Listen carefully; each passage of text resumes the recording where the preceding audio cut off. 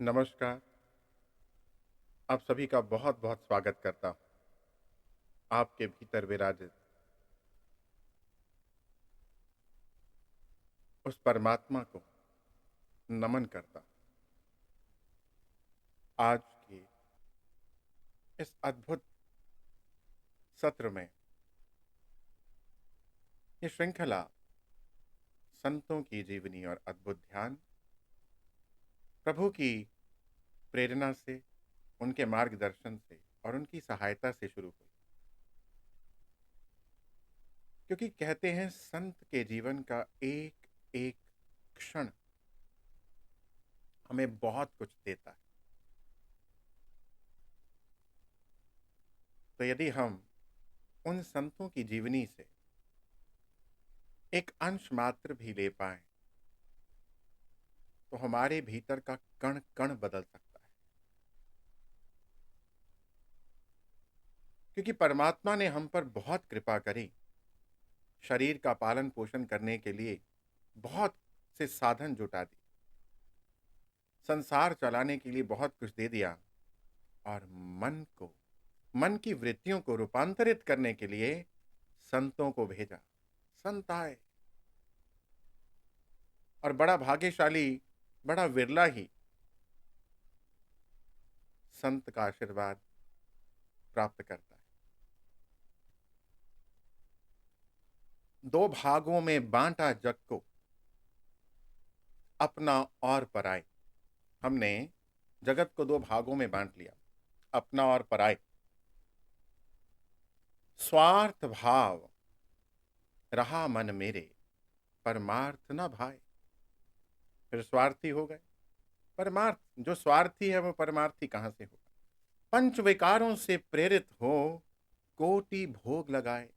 इतने स्वादों में फंस गए कि कई तरह के व्यंजन खाते हैं। कई घरों में तो झगड़ा इस बात का होता है कि तूने ये ऐसा नहीं बनाया, ऐसा नहीं बनाया। डिशेस पे तो होता है, ऐसे नहीं बनाया, विधि पे भी झगड़ा होता है कि इतना हम विकारों से प्रेरित हो गए, कथनी करनी के अंतर को कभी समझ ना पाए। मनमानी करता है ये मनवा, मनमानी करता है ये मनवा, इसे कौन समझाए। सृष्टि वन में भटक रहा है, सृष्टि वन में भटक रहा है, बार बार आ रहा है। ये पहली बार नहीं आए, आना जाना तो कब से लगा हुआ है। सृष्टि वन में भटक रहा है, मार्ग कौन दिखलाए।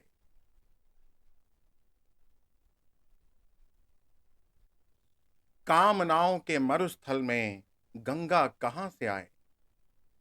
जो भी आए संत शरण में, जीवन सफल बनाए। मैं फिर से बोल रहा हूं, दो भागों में बांटा जग को, अपने और पराए। स्वार्थ भाव रहा मन मेरे, परमार्थ कहां से आए। पंच विकारों से प्रेरित हो, कोटि भोग लगाए। कथनी करनी के अंतर को फिर कभी समझ ना पाए। मनमानी मनमानी करता है ये मनवा, इसे कौन समझाए। सृष्टि वन में भटक रहा है, मार्ग कौन दिखलाए।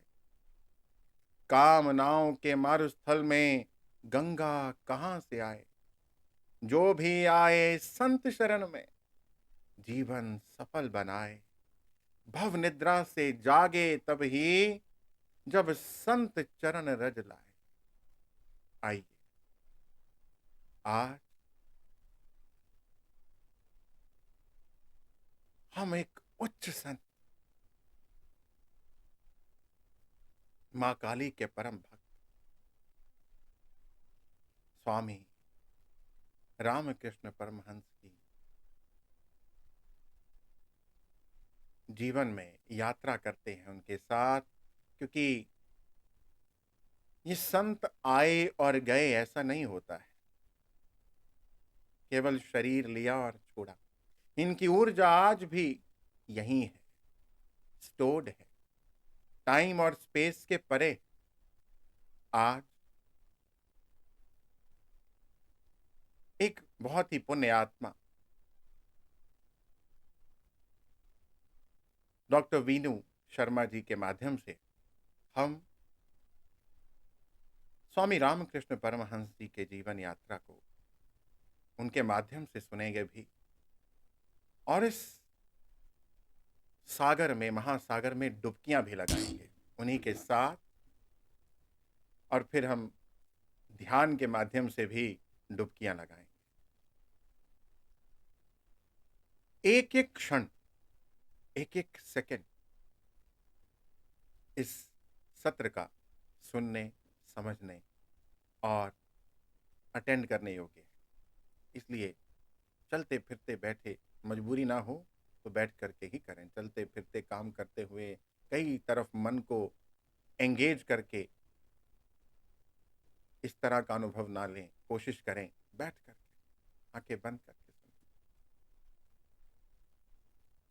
मैं और विलंब नहीं करूंगा और डॉक्टर वीनू शर्मा को आमंत्रित करूंगा, पर एक बात मैं आपके साथ साझा करे बिना नहीं रह सकता कि वीनू जी को इस ऊर्जा ने, इस संत ने कैसे चुना। वीनू जी को जब मैंने फोन किया, मेरे मन में प्रेरणा तो आ गई थी कि इनको फोन करना है, तो इनको जो फोन किया तो मेरे मन में पहले से कुछ और चल रहा था कि मैं इन संत की वीनू जी को बोलूंगा कि आप वीनू जी करिए। जैसे ही मैंने फोन पकड़ा, फोन डायल किया, इनका नंबर मिलाया, मेरे सामने स्वामी रामकृष्ण परमहंस जी, और मैं देख रहा हूं कि मैं बोलना कुछ और चाहता हूं और मैं बोल कुछ और रहा हूं। मैं कहना कुछ और चाहता हूं और मैं कह कुछ और रहा हूं। मैंने वीनू जी को कहा कि वीनू जी, आप स्वामी रामकृष्ण परमहंस की जीवनी ये इस माध्यम से सबके साथ साझा करेंगे। तो वीनू जी ने कुछ पुरानी कड़ी हमारे साथ साझा करी। वो खुद वीनू जी आपको बताएं तो उत्तम है, पर मैं कहता हूं कि ये चुनाव मेरे स्तर पर नहीं हो रहा है, ये चुनाव उसके स्तर पर हो रहा है। हायर मास्टर्स ही इसका चुनाव कर रहे हैं। आइए आमंत्रित करते हैं डॉक्टर वीनू शर्मा को। वीनू जी आए और इस यात्रा में हमें आगे ले जाए। जय श्री गोविंद। श्री राधे राधे। गुरुर ब्रह्मा गुरुर्विष्णु गुरुर्देवो महेश्वराय, गुरुर साक्षात परब्रह्म तस्मै श्री गुरुवे नमः।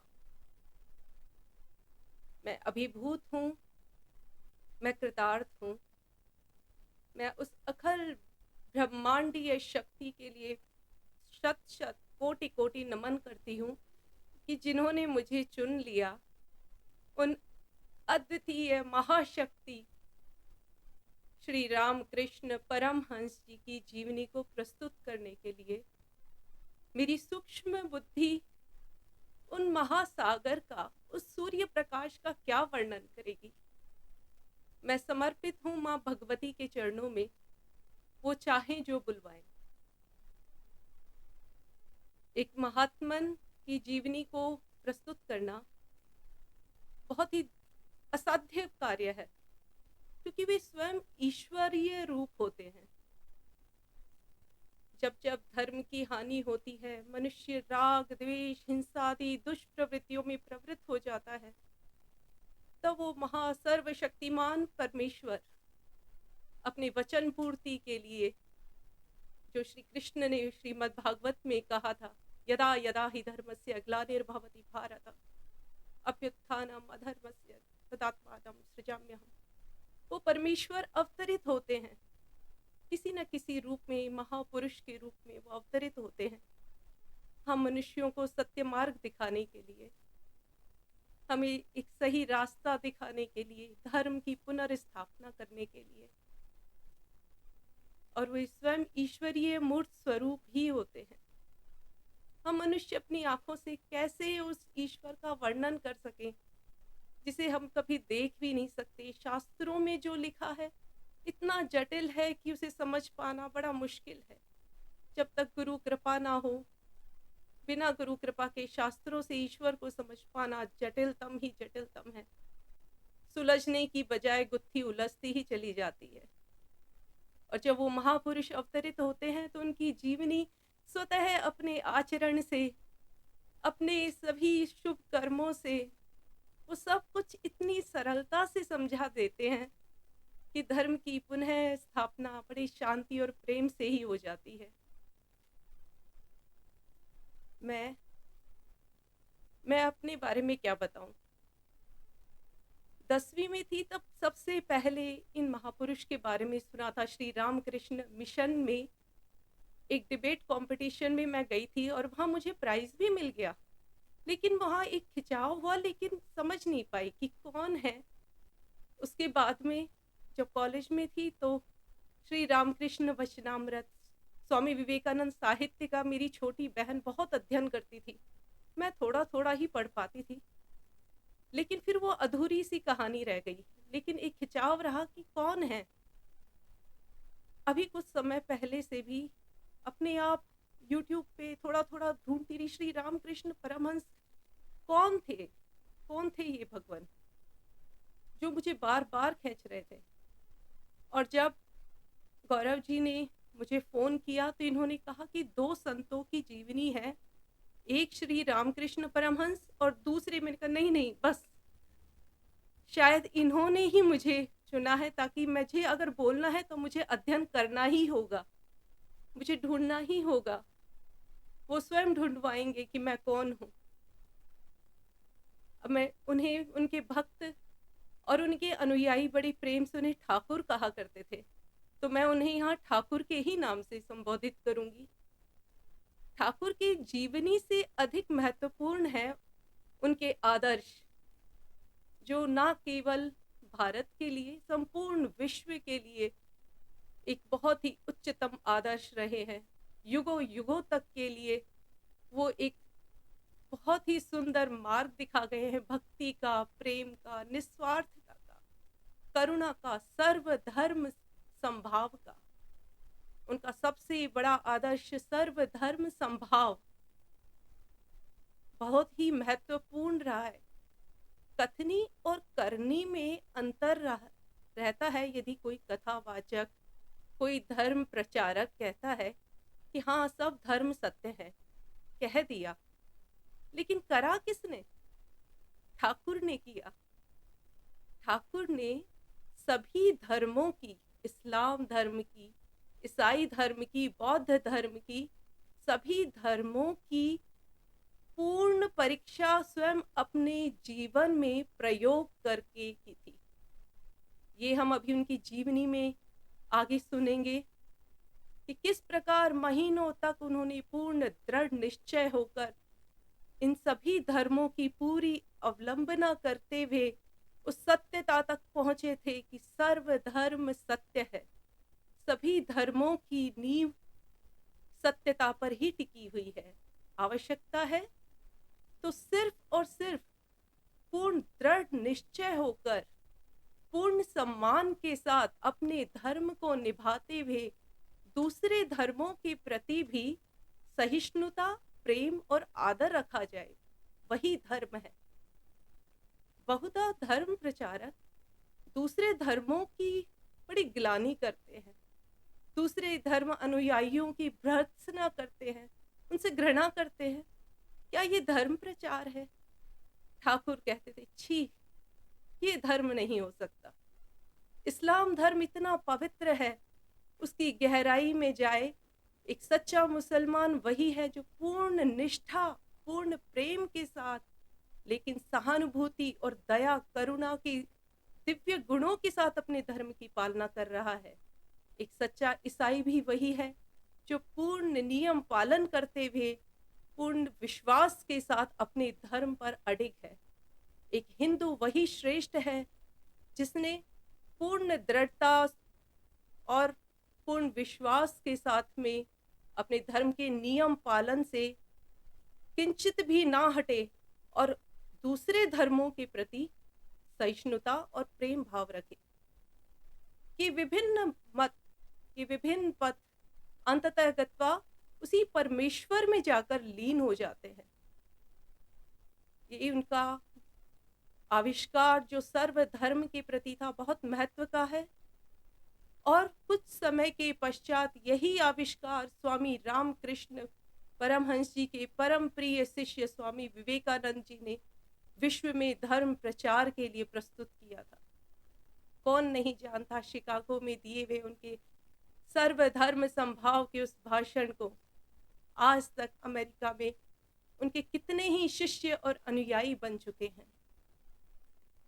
नमन है उन दिव्य आत्मा को, नमन है, कोटि कोटि नमन है। उनका दूसरा आदर्श था भगवत प्राप्ति। भगवत प्राप्ति करने के लिए जब तक त्याग ना किया तो भगवत प्राप्ति कैसे हो पाएगी। संसार की तुच्छ सी आशा की पूर्ति के लिए पूर्ण मनोयोग से इंसान अपने आप को पूर्ण एकाग्रता से सब कुछ छोड़कर तन्मय होकर उसके लिए प्रयास करता है, तो वो संसार की एक छोटी सी इच्छा पूर्ति हो पाती है। और जब लक्ष्य अपना साध्य ईश्वर को प्राप्त करना हो तो ये इतना दुष्प्राप्य साध्य को प्राप्त करना आसान कैसे हो सकता है। कामिनी और कांचन इसके पथमर सबसे बड़े बाधक हैं। जब तक विषयासक्ति है, स्त्री, धन, परिवार के प्रति, जब तक धन में लोलुपता है, ईश्वर को प्राप्त करना असंभव है, असंभव। विषयासक्ति के बिना अमृतत्व को प्राप्त करना असंभव है, ये ठाकुर का वचन रहा है। और उन्होंने दृढ़ता से इसके त्याग के लिए अपने अनुयायियों को, अपने शिष्यों को वो शक्ति प्रदान करी कि प्रयास से सब कुछ संभव होगा। तीसरा उनका बहुत ही अनुपम जो आदर्श रहा वो था अहंकार शून्यता। एक बालक की भांति सरल और निर्मल हृदय से जब स्वयं को ईश्वर के प्रति समर्पित कर दिया जाता है तो भगवत प्राप्ति का साधन बहुत सुगम हो जाता है। एक बालक की भांति जिसे मां के अतिरिक्त और कुछ ना चाहिए, अहंकार कुछ नहीं, अहंकार शून्यता। अहंकार शून्यता जब होगी तो ही वो भगवती कृपा करेगी। अभी तक शायद इन 3 आदर्शों को ही मैं थोड़ा थोड़ा अंश समझ पाई हूं। और अब हम चलते हैं ठाकुर की जीवनी की तरफ। असाधारण महापुरुषों की पृथ्वी पर अवतरित होने की भूमिका, उनका आधार भी साधारण नहीं होता है। बंगाल प्रांत के हुगली जिले में देरीपुर नाम का एक ग्राम है। वहां पर खुदीराम चटर्जी नाम के एक बहुत ही धनाढ्य ब्राह्मण रहते थे। उनकी पत्नी का नाम चंद्रमणि देवी था। परिवार में बहुत संपन्नता थी, 50 एकड़ जमीन थी, धर्मपरायण थे। श्री रघुनाथ जी उनके कुल देवता थे। प्रभु श्री राम में उनकी अनन्य भक्ति थी। गांव के निवासियों की यथासंभव सहायता करते, बहुत ही उदार हृदय थे, धर्मपरायण, सत्यनिष्ठा उनके आदर्श थे।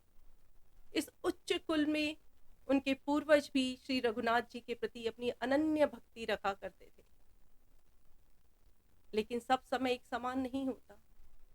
उस गांव का जमींदार एक बहुत ही कुटिल व्यक्ति था और उसने खुदीराम चटर्जी को बुलाया कि मेरा एक केस है, उसमें तुम्हें झूठी गवाही देनी है। खुदीराम जी की आत्मा को यह गवारा ना था, कैसे मैं झूठी गवाही देकर अपनी सत्यपरायणता से हट जाऊं। उस जमींदार ने उन्हें डराया, धमकाया और उन्हें, लेकिन वो अपनी सत्यनिष्ठा से जरा भी किंचित मात्र भी अडिग ना रहे। सत्यनिष्ठा उन्होंने पकड़ के रखी। परिणाम स्वरूप उस जमींदार ने उनका जीना दुभर कर दिया। उन्हें अनेक प्रकार की प्रताड़नाएं दी गई, उनकी सारी धन संपत्ति नष्ट कर दी गई। दुखी होकर खुदीराम जी अपनी पत्नी, अपने पुत्र रामकुमार और अपनी एक पुत्री के साथ में उस गांव को त्याग कर कुछ दूर कामारपुर नामक एक गांव में चले गए। वहां उनके एक मित्र ने उनकी सहायतार्थ एक झोपड़ी रहने के लिए और आधा एकड़ जमीन दी ताकि कुछ परिवार की गुजर बसर हो जाए। उस नए गांव में जाकर भी उन्हें संतोष था प्रभु के नाम का, श्री रघुनाथ जी के नाम पे पूरा भरोसा था और ईश्वरीय साधना में लीन खुदीराम जी, उनकी धर्मपरायण पतिव्रता स्त्री चंद्रमणि देवी भगवत साधना में और लोगों की सहायता करने में सदैव तत्पर रहा करते। ग्रामवासियों को जो भी संकट होता, कोई परेशानी होती, उनके पास आते, वो यथासंभव उनकी सहायता करते, स्वयं भूखे रह जाते लेकिन अतिथि सत्कार करना ना भूलते। खुदीराम जी की संसार के प्रति उदासीनता बढ़ती रही। उनकी इच्छा थी कि मैं एक बार श्री रामेश्वरम दर्शन कराऊं, तो वो वहां से पैदल पैदल ही रामेश्वरम चल दिए, 1500 मील की दूरी। और उन्होंने वहां रामेश्वरम में भगवान राम और भगवान शिव के उस महासमन्वय तीर्थ स्थल का दर्शन किया। वहां से वापस आए, 1 साल की उनकी इस यात्रा में लगा। वापस आने के बाद में उनके एक पुत्र हुआ जिसका नाम उन्होंने रामेश्वर रखा। कुछ समय के पश्चात में उनकी इच्छा हुई कि पितृ ऋण से मुझे मुक्त होना चाहिए, मुझे कुछ कार्य, कुछ पूजा करनी चाहिए।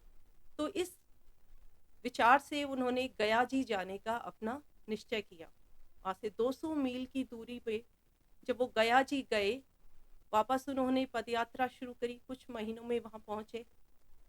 एक दिन सपने में गया जी में उन्होंने देखा कि भगवान विष्णु गदाधर रूप में, उनके चतुर्भुज रूप, बहुत ही भव्य मनोहारी छवि, शंख चक्र और गदा और पद्म उनके हाथों में है, वनमाला पहने हुए हैं। इतने भव्य मंदिर में उनके पितृ सभी बैठे हुए हैं और उनके द्वारा परोसे गए इस प्रसाद को बड़े प्रेम भाव से वो सभी पितृ ग्रहण कर रहे हैं। अचानक भगवान गदाधर की मूर्ति में से ही एक दिव्य प्रकाश प्रस्तुत हुआ। श्री कृष्ण की मनोहारी छवि सामने आ गई। उन्होंने खुदीराम जी से कहा, मैं आपकी धर्मपरायणता और सत्यनिष्ठा से अत्यंत प्रसन्न हूँ।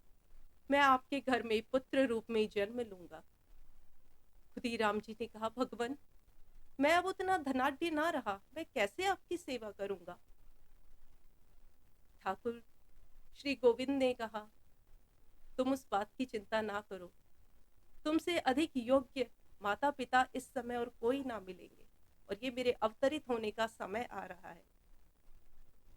प्रसन्न चित्त हो खुदीराम जी ने दूसरे ही दिन अपने घर के लिए प्रस्थान किया।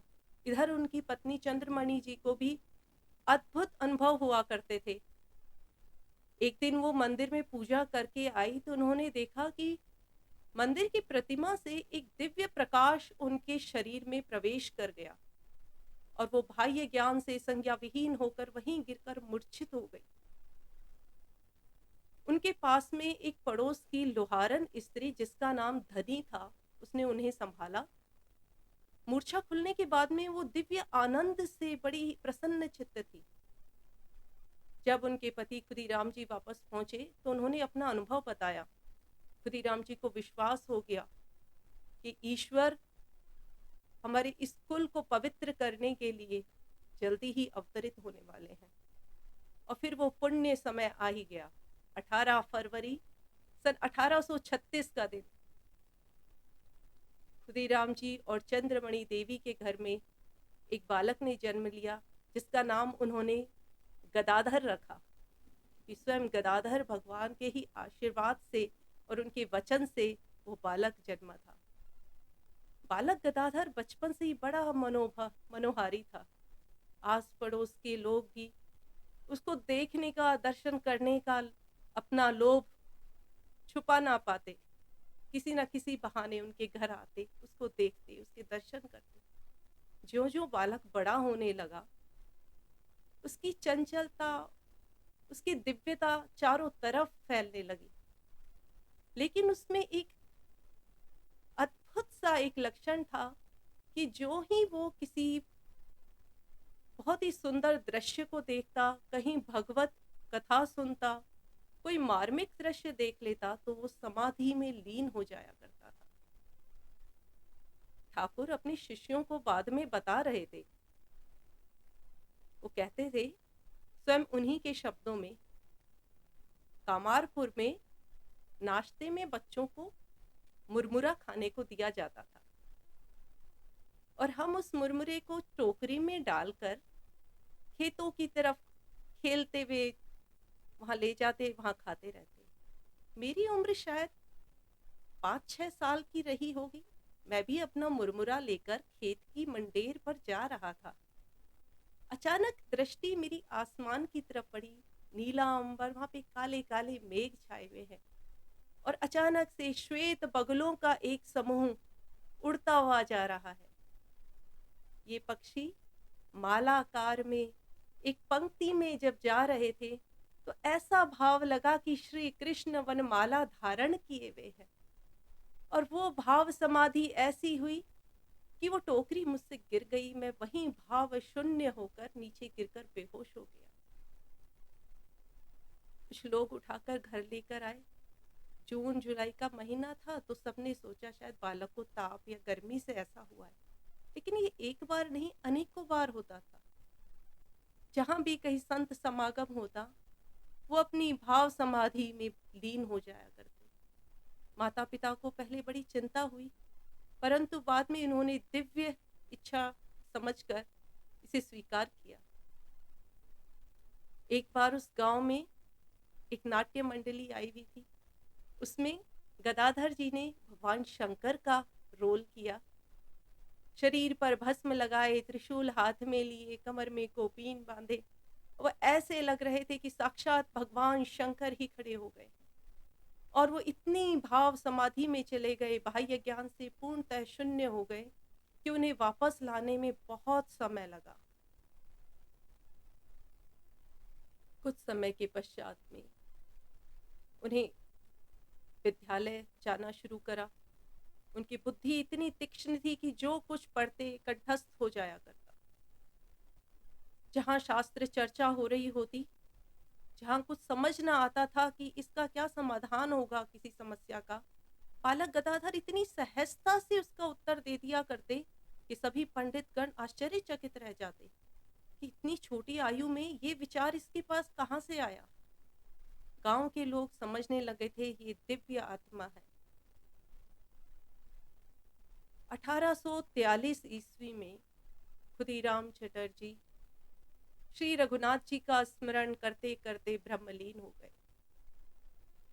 उसके पश्चात इस आघात को बालक के मन पर बहुत गहरा आघात लगा। उनकी संसार से और अधिक उदासीनता होती चली गई, लेकिन वो अपनी माता के प्रति बहुत प्रेम और करुणा का भाव रखते थे। माता चंद्रमणि देवी अत्यंत शोकाकुल थी, तो उनका मन बहलाने के लिए वो अधिकतर समय अपनी माता के पास रहते, उनका कामकाज में हाथ बटाते, उनकी बहुत देखभाल किया करते। तब तक इनके बड़े भाई राम कुमार वो पढ़ लिख कर बहुत बड़े संस्कृत के पंडित हो चुके थे। अब पूरे परिवार का भार राम कुमार के ऊपर आ गया। वो शास्त्रों विधि से पूजा पाठ करवाते, संस्कृत की शिक्षा देते, लेकिन उससे घर का पूरा खर्चा चलना संभव नहीं था। कुछ समय के पश्चात में जब बालक गदाधर की आयु 9 वर्ष की हुई तो उनका यज्ञोपवीत संस्कार कराया गया। ब्राह्मण बालकों के लिए हिंदू धर्म में यज्ञोपवीत संस्कार एक बहुत ही आवश्यक संस्कार माना जाता है, जो कि शास्त्रोक्त विधि के अनुसार पूर्ण कराया जाता है। अनेक ब्राह्मण मिलकर इसकी बहुत पूजा अर्चना करके और इस संस्कार को पूरा कराते हैं। राम कुमार ने अपने छोटे भाई का यह संस्कार पूर्ण कराने के लिए बहुत ही प्रेम और भाव से इस संस्कार को कराया। यज्ञोपवीत संस्कार होने के बाद में बालक को अपनी ही जाति की किसी वृद्धा स्त्री से पहली भिक्षा लेनी होती है। सबने पूछा कि तुम किससे भिक्षा लोगे? बालक गदाधर ने कहा, मैं लोहारिन धनी से भिक्षा लूंगा। लोहारिन धनी जो कि शूद्र जाति की थी। सभी ब्राह्मणों ने इसका विरोध किया। ऐसा कैसे हो सकता है? ब्राह्मण कुल के हो, शूद्र स्त्री से कैसे भिक्षा ले लोगे? बालक गदाधर इस बात से रुष्ट होकर जा छुपे। उन्होंने खाना पीना त्याग दिया। भिक्षा लूंगा तो सिर्फ धनी से ही लूंगा, वचन है मेरा उसको। बचपन से उसने मुझे इतना प्रेम दिया है और मैं अपने वचन की पूर्ति ना करूं प्रेमवश होकर धनी लुहारिन ने बचपन में हंसी खेल में उससे वचन ले लिया कि जब तेरा यज्ञोपवीत होगा तो तू पहली भिक्षा मुझसे ही लेगा ना। और उस बालक ने उसको अपनी पूर्ण सत्य निष्ठा के साथ में पूर्ण करने की ठान ली थी। उस समय 19वीं सदी में जहां इतनी कुरीतियां थी, जाति प्राति, ब्राह्मण अपने आप को बड़ा श्रेष्ठ समझते थे, जहां ये सारी जाति पाति का नियम बनाया गया था कि समाज में शांति और नियम व्यवस्था रहे, लेकिन उच्च वर्ग ने उसे अपनी संप्रभुता का और अपने अभिमान का उसका बना लिया था एक। लेकिन बालक गदाधर ने इस कुरीति को वहां खंडित किया और प्रेम के वश होकर उसने कहा मैं धनी लुहारिन से ही पहली भिक्षा लूंगा, नहीं तो कुछ खाना पीना कुछ नहीं करूंगा। अंततः सभी को उसके हट के आगे झुकना पड़ा। उनके भाई राम कुमार ने काफी समझाया, लेकिन बाल हट, और उन्होंने धनी लुहारिन से ही अपनी पहली भिक्षा ली। आज के समय में ये घटना बहुत ही सामान्य होती है, हो सकती है सोचने में, परंतु इस घटना ने ठाकुर के उदार हृदय, सत्यपरायणता और प्रेम के प्रति इतनी निष्ठा का एक अद्भुत उदाहरण दे दिया, जो उनके जीवन में आगे तक रहा। जात पात पूछे नहीं कोई, हरि को भजे सो हरि का होई। इसके पश्चात रामकुमार ने अपनी आजीविका पर्याप्त ना देखकर गांव कमारपुर से कलकत्ता जाने की सोची। वहां जाकर उन्होंने एक टोल यानी संस्कृत पाठशाला की एक स्थापना करी कि ताकि कुछ आय हो जाया करे, और कुछ पूजा पाठ का काम करवा के थोड़ी आय होती तो उससे घर का कुटुंब का खर्चा चल जाता था। इधर बालक गदाधर की विद्या और अध्ययन में कोई खास रुचि ना रही। उनका तो समय सारा दिन ध्यान में, समाधि में या अभिनय करने में और बालकों के साथ खेलने में व्यतीत होने लगा। जब रामकुमार को यह पता चला तो आके उन्होंने उन्हें समझाया, डांटा कि तुम पढ़ोगे नहीं तो कुटुंब का पालन कैसे होगा। गदाधर बोले, दादा मैं ऐसी विद्या लेकर क्या करूंगा जिससे उदर पूर्ति के अतिरिक्त और कोई साधन नहीं। उस विद्या का मैं क्या करूंगा? मैं तो वो विद्या लेना चाहता हूं जिससे मेरी आत्मा तृप्त हो जाए, जिससे मैं परमानंद में लीन हो जाऊं। उन्हें समझाने का कोई असर ना हुआ। अब वहां खेल खेल में वो, उनके लिए खेल में राधा कृष्ण का अभिनय करना उन्हें बहुत रुचिकर लगता था। कभी वो कृष्ण बनकर बांसुरी हाथ में लेके गीत गाने लग जाते, कभी राधा बनकर गागर सर पे रख के पानी भरने के लिए निकल जाते, और बालकों को भी यही अभिनय शिक्षा दिया करते। राम कुमार ने जब देखा कि इसकी विद्याध्ययन में कोई ना तो रुचि है, तो उन्होंने सोचा इसे मैं अपने साथ कलकत्ता ले जाता हूँ, वहां मेरे कार्य में कुछ सहायता भी हो जाएगी और मैं इसकी पढ़ाई लिखाई पे कुछ ध्यान भी दे लूंगा। एक शुभ समय, शुभ लग्न देखकर उन्होंने अपनी माता से, अपने बड़े भाई रामेश्वर से, अपनी भाभी जो राम कुमार की पत्नी वहां पर थी, उन सभी से उन्हें विदा लेकर अपने भाई के साथ कलकत्ता आ गए। कलकत्ता में आने के बाद में उनकी आर्थिक स्थिति में कोई ज्यादा खास परिवर्तन ना हो पाया था। कुटुंब बड़ा होता जा रहा था, भाई रामेश्वर की भी विवाह कर दिया गया था, कुटुंब भी बड़ा हो रहा था, खर्चा चलाना बहुत मुश्किल हो रहा था। राम कुमार बहुत ही चिंतित रहा करते थे, उनकी आयु भी बहुत हो गई थी, और ये भी चिंता थी कि गदाधर ना पढ़ता है ना विद्याध्ययन करता है, कैसे परिवार का खर्चा चलेगा।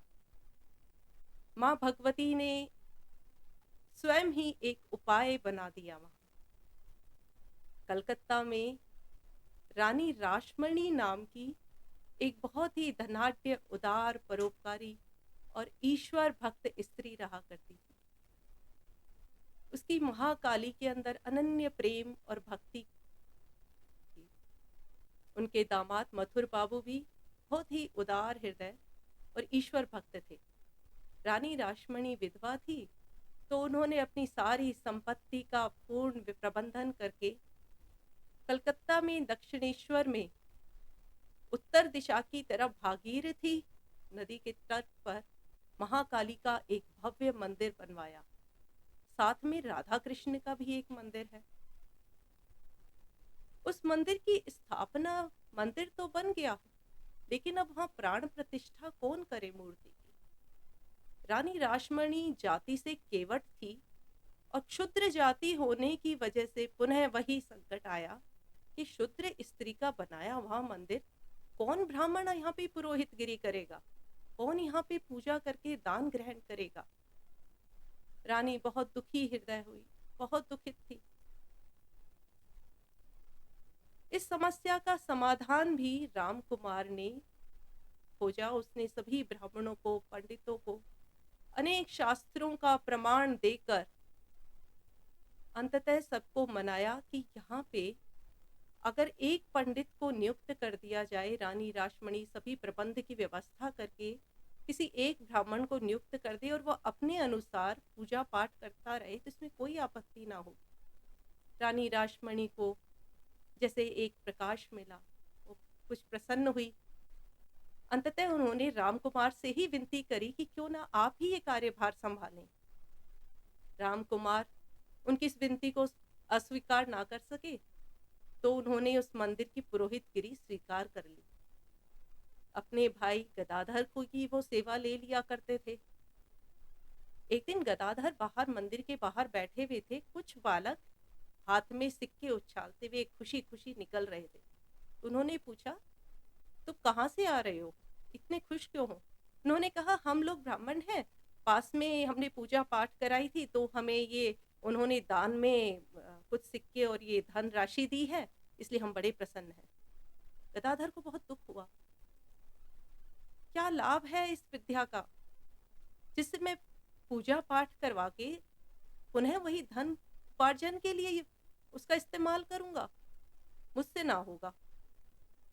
भाई राम कुमार ने उन्हें समझाया, लेकिन वो अनमने ढंग से, ठीक है, शास्त्रोक्त विधि से उनकी सहायता कर दिया करते थे। मंदिर की पूजा में, पूजा व्यवस्था के अंदर उन्हें राधा कृष्ण जी के मंदिर की पूजा अर्चना का और वहाँ पे उनके अन्य पंडितों और ब्राह्मणों की सहायता करने के लिए उन्हें नियुक्त किया गया, गदाधर जी को। परंतु गदाधर जी ने वहाँ पे श्री राधा कृष्ण की पाषाण मूर्ति में वही सच्चित आनंदमय परमेश्वर का दर्शन करना चाहा और उन्हें दर्शन होते रहे। वो उन्हें देखते और भाव समाधि में लीन हो जाया करते। श्री राधा कृष्ण के प्रति उनके प्रेम को देखकर अन्य ब्राह्मण भी चकित रह जाया करते। और एक दिन एक अद्भुत घटना घटी। एक पुजारी श्री कृष्ण की प्रतिमा को शयन के लिए लेकर जा रहे थे, तो अचानक उसका पैर फिसल गया और उस प्रतिमा का पैर खंडित हो गया। पूरे मंदिर में कोहराम हो गया। खंडित प्रतिमा की पूजा कैसे होगी? रानी रासमणी बहुत दुखी हुई, क्योंकि उसे भी बहुत प्रेम था राधा कृष्ण की उस विग्रह के साथ में।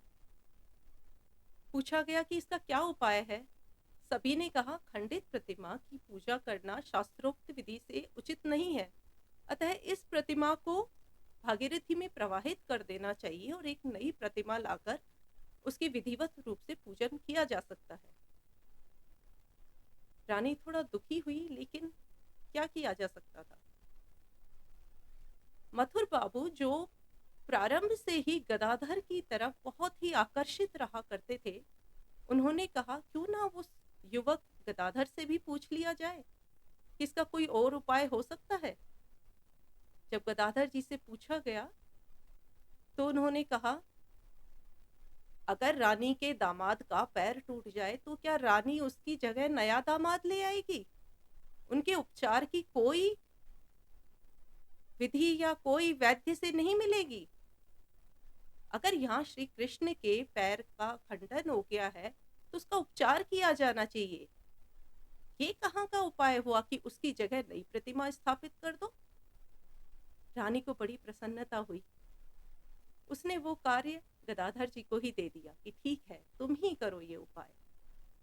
गदाधर जी ने श्री कृष्ण की प्रतिमा के पैर को इतना सुंदरता से जोड़ा कि बाद में जांच करने पर भी पता न चलता था कि वो पैर कहाँ से खंडित हुआ था। इस घटना के बाद रानी और मथुर बाबू के हृदय में गदाधर के प्रति और भी अधिक प्रेम और श्रद्धा भाव बढ़ता चला गया। अब इसके पश्चात गदाधर जी को महाकाली की पूजा के लिए भी नियुक्त किया गया और वहां से उनकी साधना शुरू हुई। किस तरह उनकी साधना शुरू हुई, किस प्रकार उन्होंने माँ भगवती के से साक्षात्कार किया, उनकी विरह की वो दशा, उनकी वो तीव्र उत्कंठा हम अगले भाग में सुनेंगे। जय श्री गोविंद, श्री राधे राधे। मैं आमंत्रित करना चाहूंगी गौरव जी को कि वो आए और हमें उन दिव्य ऊर्जा से ध्यान के माध्यम से जोड़े। जय गुरुदेव, जय गोविंद।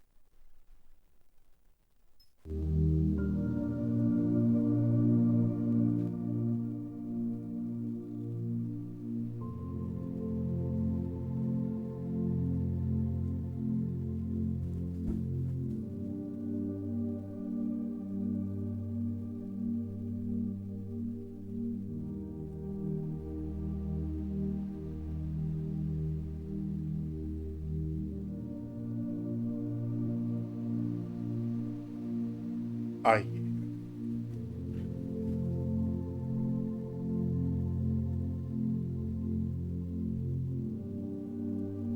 जिस ऊर्जा के साथ हम जुड़े हैं, उसी ऊर्जा के साथ और गहरे और भीतर चले जाएं।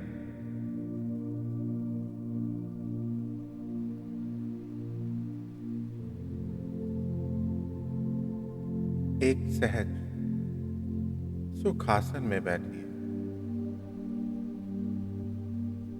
आंखों को बंद, फिंगर्स को लॉक और पांव को क्रॉस करिए। शरीर को स्थिर रखिए, पर साथ ही साथ एकदम हल्का और सहज बनाकर रखिए। जैसा महर्षि पतंजलि ने ध्यान के लिए कहा, सहज सुखासनम।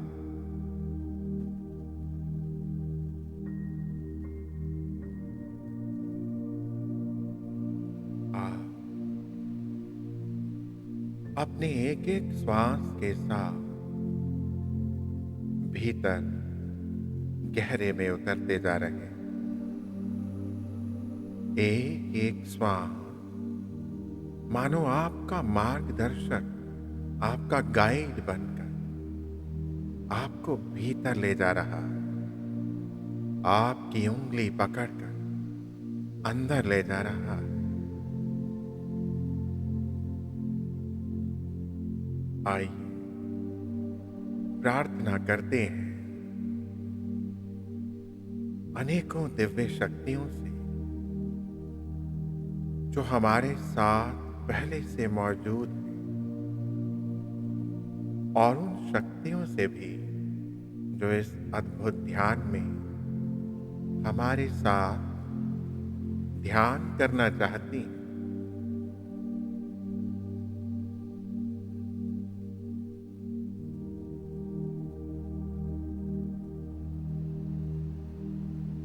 गुरुदेव आप आइए। ब्रह्म ऋषि पितामह स्वामी रामकृष्ण परमहंस जी, स्वामी विवेकानंद, महाअवतार बाबा जी,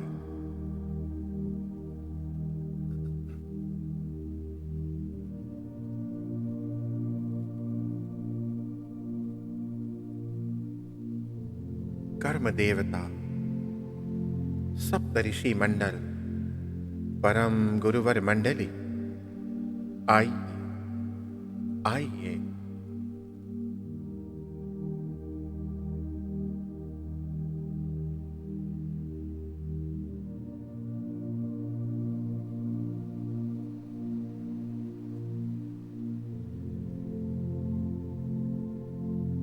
हिमालय योगियों, सदानंद योगी, भगवान श्री कृष्ण मां राधा के साथ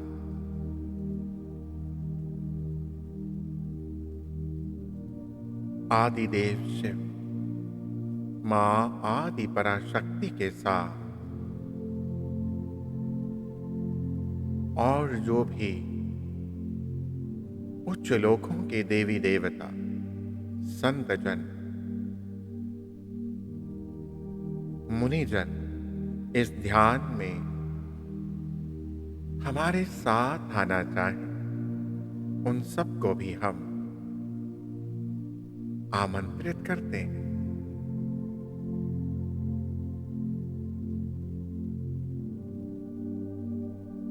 प्यारी आत्मा,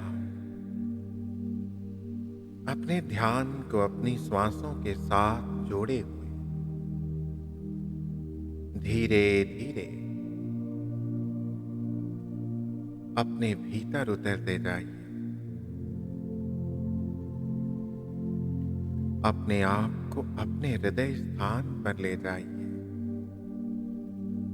अपने आप को अपने हृदय स्थान पर ले जाइए। अपने छाती के बिल्कुल मध्य में अपने आप को एक ज्योति स्वरूप में देखिए। ये शरीर, मन, विचार और भावना नहीं, बल्कि यही आपका असली स्वरूप है। आप अपने आप को इस प्रकाश के रूप में देख पा रहे हैं।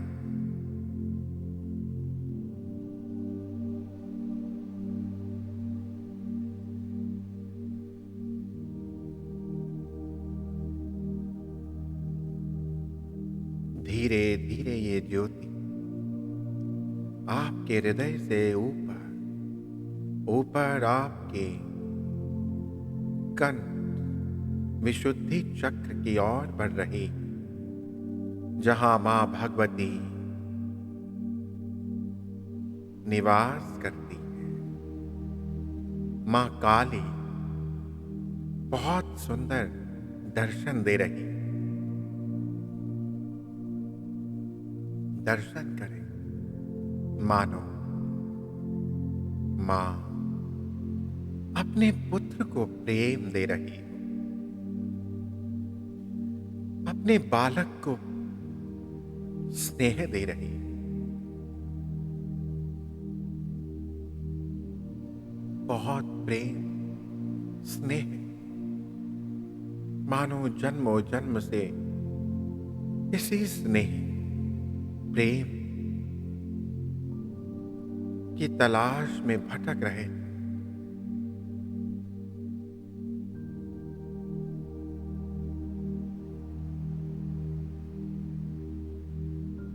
आप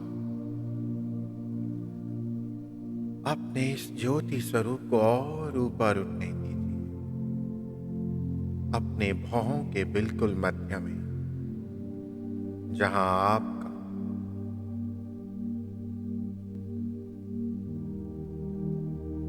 आज्ञा चक्र है, अपने भ्रिकुटी मध्य में इसी ज्योति स्वरूप को देखिए। आप यहीं स्वयं से कहिए, प्यारी आत्माओं, यही मेरा असली स्वरूप है, यही मेरा उच्चतम स्वरूप है।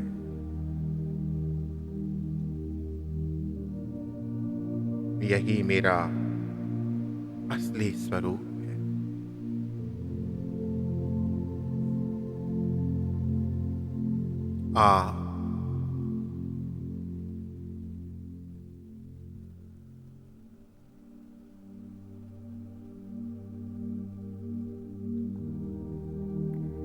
अपने सामने रामकृष्ण परमहंस महान संत को देख रहे हैं। मानो वो हमें परम ज्ञान दे रहे हैं। जैसे एक घड़ा यदि समंदर के बीच में डालेंगे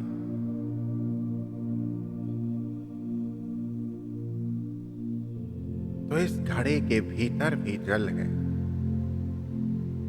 और बाहर भी जल है। मानो हमें दिखा रहे कि मिट्टी का घड़ा समंदर के बीचों बीच गहरे में, जिसके भीतर भी जल और बाहर भी जल। भीतर और बाहर के जल में अंतर इसलिए क्योंकि ये मिट्टी का घड़ा है।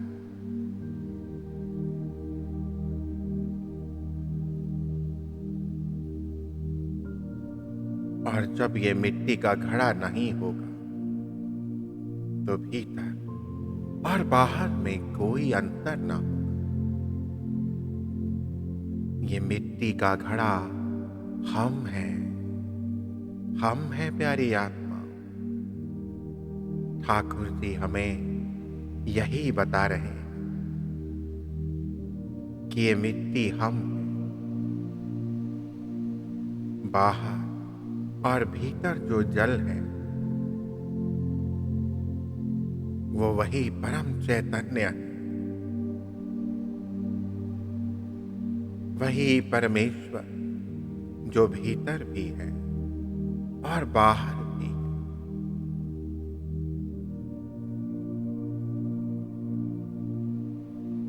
बस हम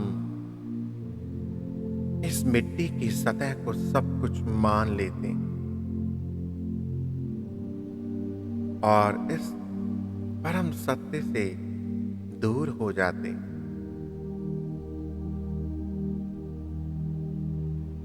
आज कण कण में विराजित उस परमेश्वर को कहीं बाहर ढूंढने की कोई आवश्यकता नहीं। वो सदैव तुम्हारे भीतर था और आज भी। आज उसे किसी भी रूप में मिलना चाहो, मिल लो।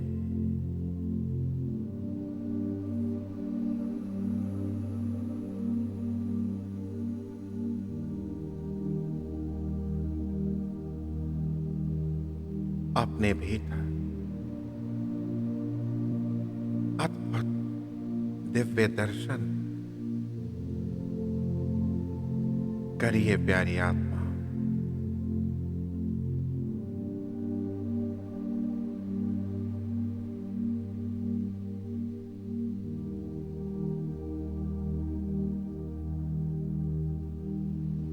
मां काली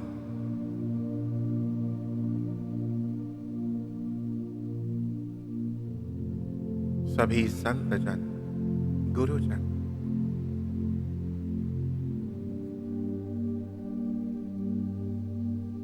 मां काली के संग बैठे हुए स्वामी जी, स्वामी रामकृष्ण परमहंस, मानो सभी एस्ट्रल मास्टर्स फूलों की वर्षा कर रहे हैं। पुष्प वर्षा हो रही है।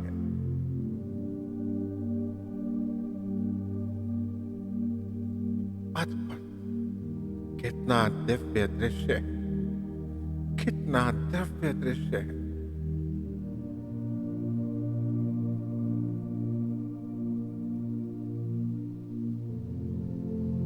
मानो हम इतने हल्के हो गए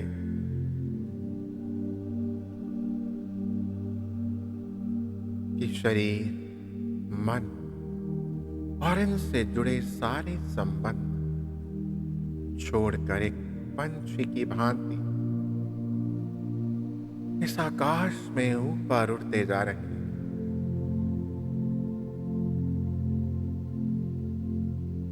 ये परम चैतन्य है, ये आकाश परम चैतन्य, और ये पक्षी आत्मा,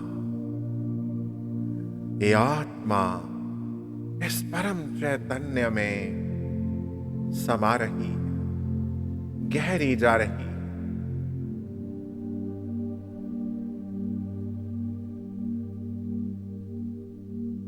ये उड़ान सबसे सुंदर उड़ान है।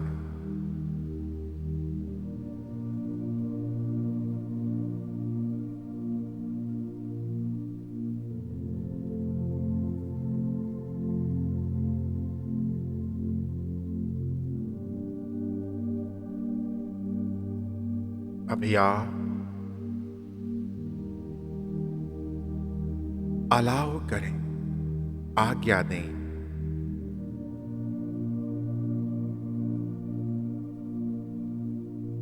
आपको मिलने वाली गाइडेंस, मार्गदर्शन के लिए, कि वो मार्गदर्शन आपके भीतर समा सके। स्वीकार करें, अलाउ करें, इस मार्गदर्शन को, गाइडेंस को अपने भीतर समाने दें।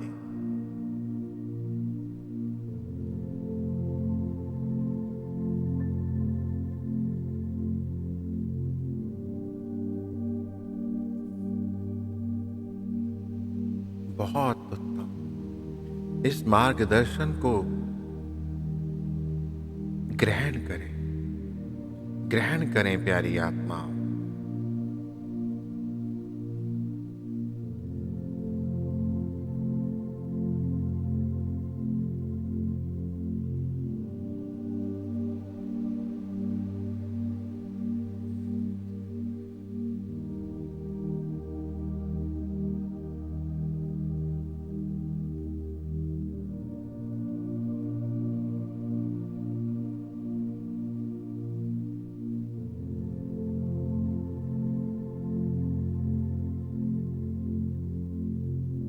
अभी एक बहुत दिव्य प्रकाश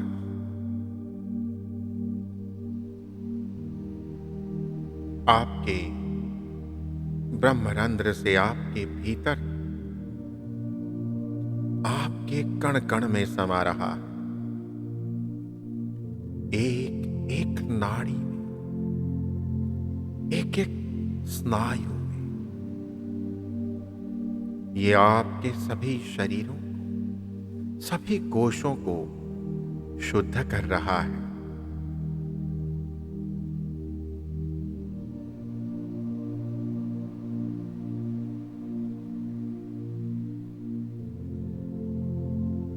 आपके पंचकोश शुद्ध हो रहे हैं, प्योरीफाई हो रहे हैं। होने दें, होने दें। बहुत उत्तम, बहुत सुंदर दृश्य है।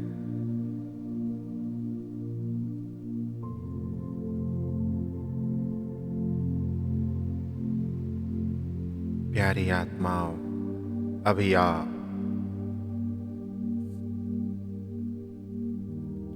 अपने सामने मां काली को,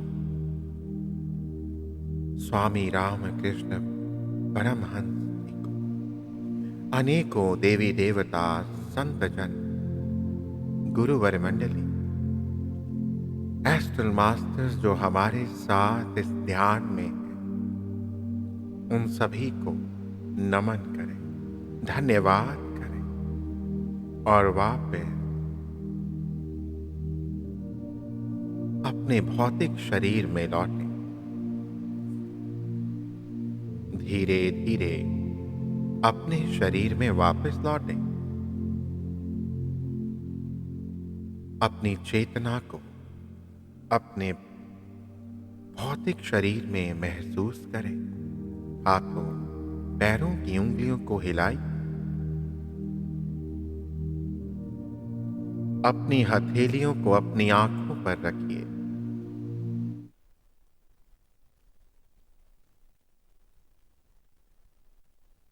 धीरे धीरे अपनी बॉडी को मसाज कीजिए। अपना सिर, माथा, चेहरा, गला, गर्दन बहुत सहजता से, बहुत प्रेम से, वेरी जेंटली अपना छाती, पेट, पीठ, कमर, कंधे, कोहनी, कलाई, हाथ, कूल्हे, जांघ, घुटने, पिंडलियां और पांव।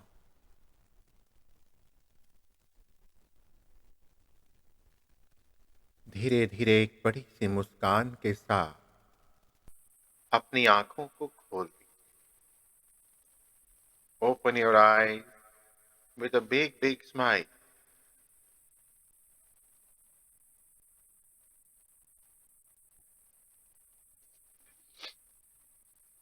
अभी आप अपना अनुभव हमारे साथ साझा कर सकते हैं। नमस्कार गौरव जी। जी गौरव जी, ध्यान में ऐसे लग रहा था हीट वेव्स आ रही हैं जैसे कहीं से मुझे।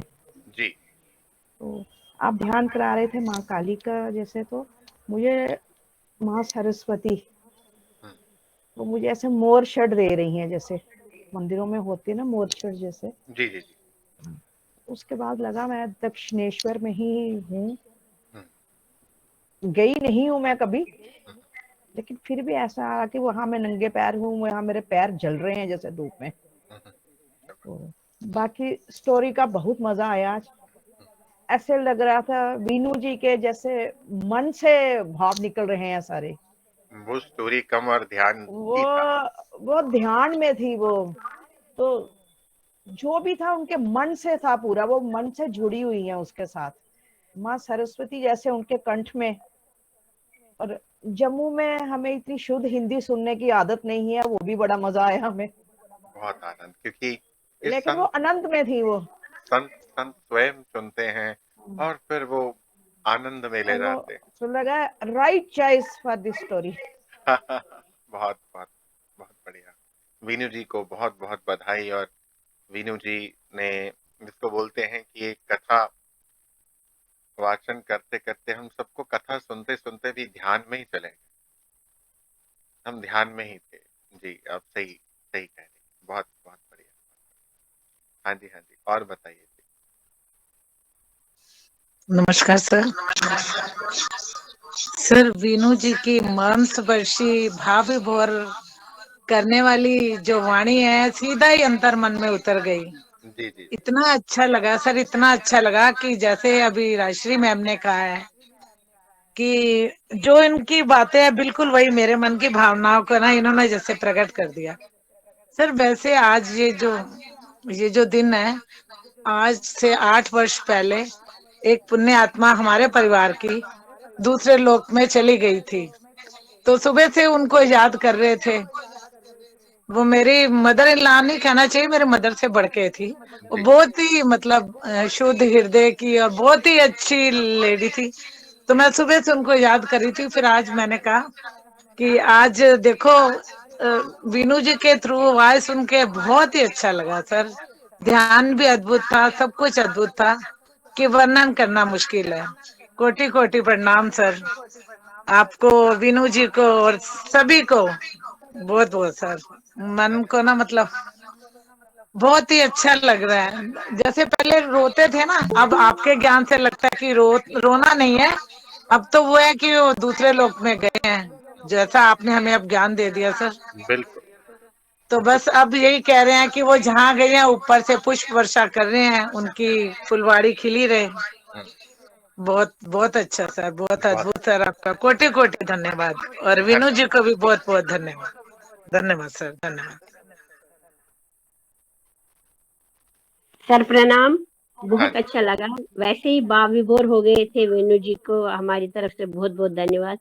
सबकी स्टोरी सेम है, जैसे राजश्री मैम ने बोला, जैसे रीता जी मैम ने बोला। मैं हम बहुत इससे हो गए। वैसे ही मैं जब से आपसे जुड़ी हूँ, मैं तो पहले भी जुड़ चुकी थी, मगर जब से आप, जो पहले मेरे मन में 24 घंटे रहता था मेरे साथ क्या हुआ, वो मैं अब सब इस चीज से मैं भूल गई हूँ। मैं कहती ये तो कुदरत की लीला है, हमें भी जाना है, सबको जाना है। मुझे बहुत मन में तब से बहुत शांति आई है, और आज ये स्टोरी सुन के भी और ही ज्यादा हो गई, और आप पूजा में भी बहुत ही अच्छा लगा। आपका बहुत बहुत धन्यवाद सर, बहुत बहुत धन्यवाद। हम किस मुंह से मैं धन्यवाद करूं आपको, शत जी, शत प्रणाम आपको। हाँ जी, हाँ जी। और बताइए, और बताइए, अनुभव जरूर शेयर करिए ताकि हम। हाँ जी, नमस्कार गौरव जी। नमस्कार। जी, सबसे पहले तो वीनू जी के भीतर विराजमान आ, उस भगवत सत्ता को मेरा नमस्कार, सहृदय नमस्कार। मैं कभी भी संतों की जीवनी को उसी समय लाइव अटेंड नहीं कर पाई। बहुत बार समय की कुछ रहती थी, कुछ व्यस्तताएं ऐसी। आज भी बहुत से काम थे, चूंकि मैंने आपको ये पहले भी बताया था कि रामकृष्ण परमहंस जी से बचपन में वो मेरे प्रथम संत रहे हैं, जिनसे मेरा मेरी उनके साथ एक जो प्रेरणादायक बहुत प्रसंग रहे। और मैं बहुत छोटी थी, 8 साल की उम्र में मैंने स्वामी विवेकानंद स्मारक, जहाँ कन्याकुमारी में है वो उनका रॉक, जहाँ उन्होंने समाधि ली है, जी, जी, इनको मैंने सर्वप्रथम वहां देखा था। और ये पहले संत थे जिनसे मेरा एक वो ज्ञान वाचक एक मेरी एक वो हुई थी, इनके साथ मिलन हुआ था। और बहुत ही तब भी मैं समझती थी कि मेरा इनसे कोई जन्मों जन्मों का नाता है। और आज तो ये बिल्कुल पुष्टि हो गई कि मेरे पास इतना काम था, और मैं आज भी सोच रही थी कि मैं बाद में ही सुनूंगी, बाद में ही। और अचानक से ये लिंक पे मेरे हाथ चले गए, और सब कुछ छोड़ के, कई फोन आ रहे हैं, कई मैसेजेस आ रहे हैं, लेकिन मैं इसको सुनने के लिए एफर्टलेसली बैठ गई। और बीनू जी के मुख से संतों की कहानी सुनी। ये कहानी नहीं, ये ऐसे कविता उनके मुख से जैसे कविता झड़ रही थी, स्पॉन्टेनियस उतर रही थी कविता। बिल्कुल। और इतना प्रेम, समर्पण, श्रद्धा से जो वो सुना रही थी, वो सुनने के लिए भी बहुत उच्च कर्म चाहिए। जो घड़ी, ये जो पल बने हैं, ये जो कृपा हुई है, और जो माध्यम से सुना है वीनू जी के माध्यम से, इसके लिए भी बहुत उच्च कर्म चाहिए।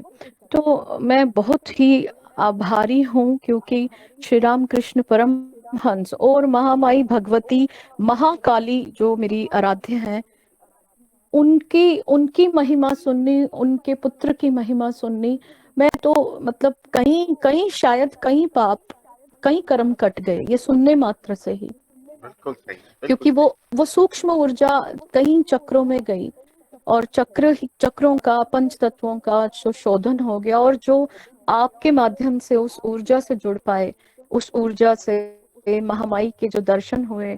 और जैसे कि मामी जी ने कहा दक्षिणेश्वर काली, मैं स्वयं भी दक्षिणेश्वर काली के मंदिर में ही थी। और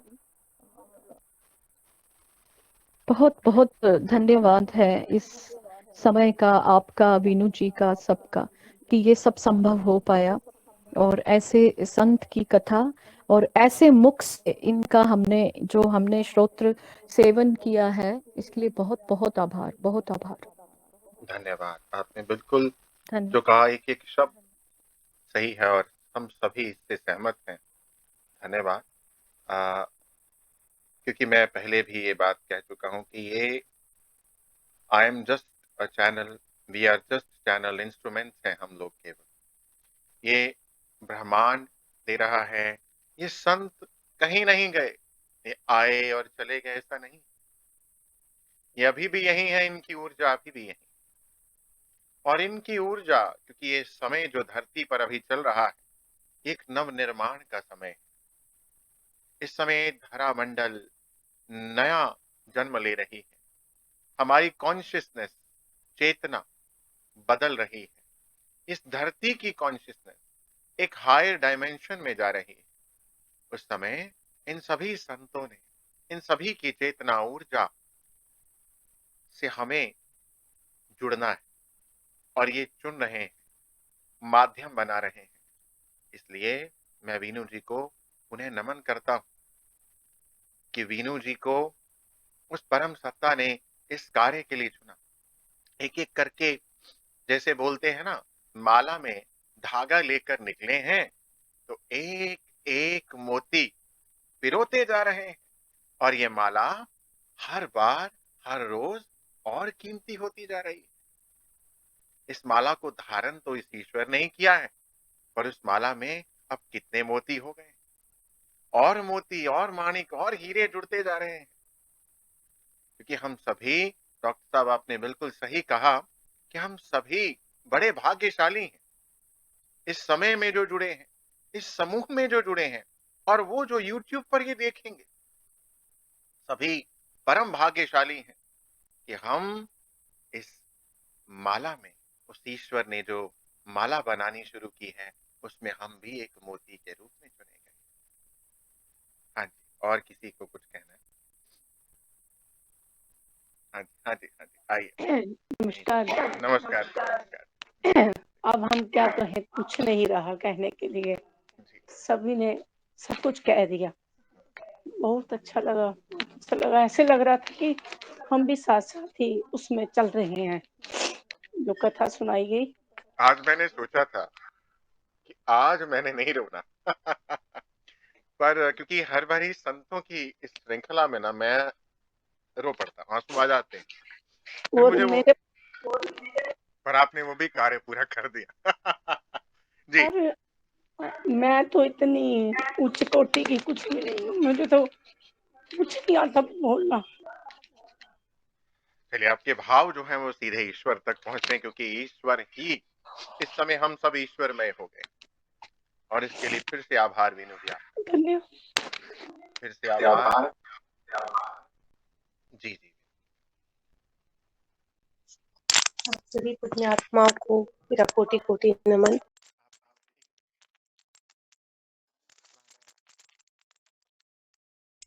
सबसे पहले मैं अनुराधा आंटी को ये कहना चाहूंगी कि वो वहां विमल जब बैठी जी। साक्षात करुणामयी माँ भगवती का ही स्वरूप लग रही थी, पर देखो माँ की लीला कहती है मुझे कुछ बोलना नहीं आता। बहुत ही सुंदर। मैं आज का अपना अनुभव सबके साथ एक शेयर करना चाहूंगी। मैंने बहुत दिनों से तैयारी के लिए, या थोड़ा थोड़ा समय निकाल के तैयारी कर रही थी। काफी कुछ लिखा भूमिका के लिए, जनरल इंट्रोडक्शन के लिए। गौरव जी ने कहा कि भजन के बाद में हम 2 मिनट में लूंगा, उसके बाद में आपको आमंत्रित कर लूंगा। मैं हैरान रह गई कि गौरव जी ने जब बोलना शुरू किया, एक एक अक्षर मैंने जो लिखा था वो गौरव जी ने उसे काव्य भाव में प्रस्तुत करा, और वो एक एक लाइन मैंने अपनी डायरी में लिख रखी थी। इसे क्या बोलेंगे, मैं अभिभूत हो गई। और जब मैं वहां आई तो मुझे था, मैं क्या बोलूं, ठाकुर तो अपने आप पहले बुलवा गए सब कुछ। और इसीलिए मैंने कहा था कि मैं कुछ भी नहीं हूँ, और मैं माँ भगवती के चरणों में अपने आप को समर्पित करती हूँ। जो वो चाहे वो बुलवाए, जो ठाकुर चाहे वो करवाए। बहुत ही अद्भुत अनुभव रहा है मेरा ये। मैं बहुत बहुत कृतार्थ हूँ, थैंकफुल हूँ, ग्रेटफुल हूँ उस अलमाइटी का, और मेरे पिता डॉक्टर सुरेश चंद्र शर्मा जी का, जिन्होंने मुझे श्री रामकृष्ण वचनामृत से मुझे कुछ वो उन्होंने मुझे कुछ काफी मटेरियल उन्होंने दिया। कपिल अनिरुद्ध जी का, परवीन शर्मा जी का। आज सुबह भी मैंने कपिल अनिरुद्ध जी के साथ में बहुत देर तक चर्चा की थी अद्वैत अद्वैत के ऊपर, और लग रहा है कि बहुत समय से ये ऊर्जा मुझे अपने कोई कृपा वर्षा बरसा रही है, कृपा वर्षा बस बरस रही है। और जिस समय गौरव जी ने बोलना शुरू किया तो वो तो मुझे एकदम आश्चर्यचकित में रह गई, और इसलिए मैंने अपनी उस डायरी को, उन पेजेस को कुछ नहीं खोला। मैंने कहा नहीं, जब वो ठाकुर अपने आप ही बोल रहे हैं तो मुझे क्यों, मैं कहाँ से क्या देखकर बोलूंगी, ये स्वयं ही बुलवाते चले गए। तो मैं इसमें कुछ नहीं हूँ, मैं शून्य हूँ, शून्य। मुझ में कुछ नहीं है, जो कुछ है सब उसी गुरुदेव की और ईश्वर की कृपा से ही। वो हम सब के ऊपर बहुत दयालु है, बहुत कृपालु है। नमन है गुरुदेव को, बहुत बढ़िया। गोविंद को कोटि कोटि नमन है। जी जी, क्या बात है वीनू जी। हाँ जी, हाँ जी। और किसी को कुछ? बहुत बहुत धन्यवाद वीनू जी का, बहुत जी बहुत धन्यवाद। थैंक यू वीनू जी का, बहुत बहुत धन्यवाद। जी। और थैंक यू मैडम का, और आपका गौरव जी, बहुत अच्छा। सभी ने बोल दिए जो हमारे विचार थे, सभी ने बोल दिए, उन्हीं पे ही वही हमारे विचार हैं। बहुत बहुत बहुत धन्यवाद सर। बहुत बढ़िया, बहुत बढ़िया। आप सभी से एक और अनुरोध है कि इसको YouTube पर दोबारा देखें, क्योंकि एक बार देखने से, एक बार सुनने से वो बात नहीं बनी, पर और इस आनंद, इस रस को और ज्यादा चखें, औरों के साथ भी शेयर करें। हाँ गौरव जी, जी हाँ जी। नमस्कार, प्रणाम। नमस्कार, बहुत नमस्कार। अद्भुत वेणु जी को बहुत बहुत आभार वेणु जी का, कि उन्होंने हमें उस ईश्वरी सत्ता से जोड़ा, ठाकुर जी से जोड़ा, और ठाकुर जी का प्रेम हमारे हृदय में प्रकट हुआ। और जब से ये पता लगा था कि वेणु जी ठाकुर जी पे बात कर रही हैं, तब से निरंतर उनका चिंतन किसी न किसी अर्धचेतन मन में, कहीं अचेतन में चल रहा था। मुझे सुनाते सुनाते बड़े सारे एपिसोड्स रामकृष्ण परमहंस जी के जीवन के याद आ रहे थे। आखिरी दिनों में ये वेणु जी सुनाएंगी, लेकिन मन में आ रहा है कि छोटी सी बात ये कहूँ जी कि रामकृष्ण परमहंस पीड़ित हैं, उनका गले में कैंसर हो चुका है, और नरेन स्वामी विवेकानंद सोचते हैं मन ही मन कि ये गुरुदेव यही ईश्वर के अवतार हैं, इनको इतनी दर्द क्यों, इतनी पीड़ा क्यों। और उसी समय ठाकुर जी कहते हैं, नरेन तू अब भी शंका करता है, जानता नहीं जो राम है, जो कृष्ण है, वो ही इस देह में रामकृष्ण बन के आया है, तो अभी भी शंका करता है। तो हमारे सबकी शंकाओं का निवारण किया है इनकी जो प्रेममयी, जो इनकी भक्ति और ज्ञान के संगम है रामकृष्ण परमहंस। उनके अनेक घटनाएं, उनके जीवन वृत्तांत, उनकी सही ऐसी है जो सुनने मात्र से भक्ति का और प्रेम का संचार करती है। बहुत बहुत अद्भुत आनंद आया, कमाल। और आपका बहुत बहुत आभार, कितनी सुंदर आपने ये श्रृंखला शुरू की है, और वेणु जी ने सबका मार्गदर्शन किया, सबके अंदर प्रेम की अविरल धारा बहाई, गंग धारा बहाई। बहुत बहुत नमन, बहुत बहुत आभार, प्रणाम। आप सभी को भी बहुत बहुत नमन, आप सभी का भी बहुत बहुत आभार, हमें सेवा का ये अवसर देने के लिए अनंत कोटि धन्यवाद आप सभी को। जी जी, हाँ जी, हाँ जी। और बताइए, चलिए। हाँ जी, नमस्कार। नमस्कार। नमस्कार सर। जी जी, हाँ, यह जो संतों की जीवनी आपने शुरू की है, ये बहुत ही अद्भुत कार्य है। सभी को इस संतों के बारे में जानने का अवसर मिल रहा है। रामाकृष्ण परमहंस की बात कर रहे थे, तो मैं बचपन से ही इनकी किताबें पढ़ती रही हूँ, और मुझे उनसे लगाव था शुरू से ही काफी। मैं और जो बेनू जी ने बोला है, तो सचमुच उनके शब्दों में से तो सरस्वती माँ ही उनके पास बैठी थी, ऐसा प्रतीत हो रहा था। बिल्कुल बहुत ही सुंदर। बेनू जी आपका भी बहुत बहुत धन्यवाद, और गौरव जी आपका भी बहुत बहुत धन्यवाद। धन्यवाद। चलिए, आज का फिर ये सत्र हम यहीं समाप्त करेंगे, और इन सभी दिव्य शक्तियों से, गुरुवर मंडली से फिर से एक बार यही मांगेंगे कि हमारा मार्गदर्शन ऐसे ही करते रहें, हम पर ऐसे ही अपनी कृपा बनाए रखें कि हम सभी ध्यान में आगे बढ़े, हम सभी आत्म जागृति को पाएं, हम सभी इस संसार में, इस जगत में ध्यान का प्रचार प्रसार करें, हम सभी इस संसार के नव निर्माण में एक, इसको बोलते उस माला में एक मोती, हमेशा एक मोती बन करके रहें। ईश्वर ने अपने गले में जो धारण कर रखी है, उस माला का मोती होना बहुत बड़ी बात है, सैकड़ों मुक्तियों से भी बड़ी बात। आप सभी आनंदित रहें, ध्यान से जुड़े रहें, इसी तरह प्रभु की कृपा वर्षा होती रहे। आप सभी का आभार, वीनू जी का आभार, परम गुरुवर मंडली का आभार, धन्यवाद।